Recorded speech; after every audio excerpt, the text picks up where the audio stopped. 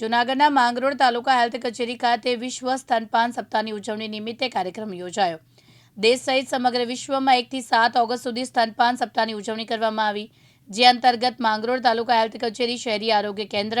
અને માંગરોળ બંદર વિસ્તારમાં આવેલ આરોગ્ય કેન્દ્રમાં સંયુક્ત ઉપક્રમે કાર્યક્રમનું આયોજન કરવામાં આવ્યું, જેમાં જિલ્લા અને તાલુકા આરોગ્ય અધિકારીઓ, ડોક્ટર, આશા વર્કર બહેનો, હેલ્થ વર્કર કર્મચારી બહેનો મોટી સંખ્યામાં ઉપસ્થિત રહ્યા। અત્યારે આ ઓગસ્ટના ફર્સ્ટ વીક એટલે કે 1 થી 7 તારીખમાં આપણે સમગ્ર દેશની અંદર, વિશ્વની અંદર વિશ્વ સ્તનપાન સપ્તાહની ઉજવણી 1 થી 7 ઓગસ્ટ કરવામાં આવે છે, જેના ભાગરૂપે આજે માંગરોળ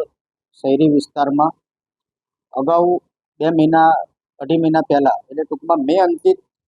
જે કંઈ બહેનોની પ્રસૂતા થયેલી એવી અંદાજિત 40 જેટલા બહેનોને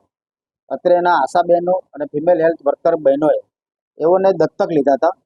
દત્તક એટલે એ મિનિંગમાં કે એ બહેનોની નિયમિત એમના ઘરે જવું, એમના બાળકની તપાસ કરવી, સ્તનપાન કઈ રીતે કરાવવું, સ્તનપાનનું મહત્ત્વ સમજાવવું અને એ બાળકો માત્ર સ્તનપાન ઉપર રહે અને એનું ગ્રોથ મોનિટરિંગ એટલે કે એનું સમયાંતરે એ લોકોનું વજન મોનિટરિંગ કરતા રહેવાનું અને એમાં શું વૃદ્ધિ થઈ રહી છે એનો 45 દિવસ પછી એનું આખું મૂલ્યાંકન અને એનો આખો એક અહેવાલ તૈયાર કરવામાં આવ્યો કે જે 40 બાળકો હતા કે જે ફક્ત ને ફક્ત માતાના સ્તનપાન ઉપર રહ્યા અને તેઓને સાચી પદ્ધતિથી સ્તનપાન અગર જો કરાવવામાં આવે છે તો બાળકોનું વજન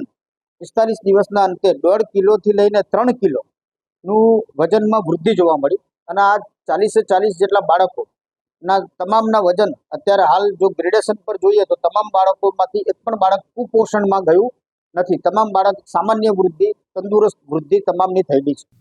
પ્રકાશ લાલવાણી, દિવ્યાંગ ન્યૂઝ, માંગરોળ, જૂનાગઢ।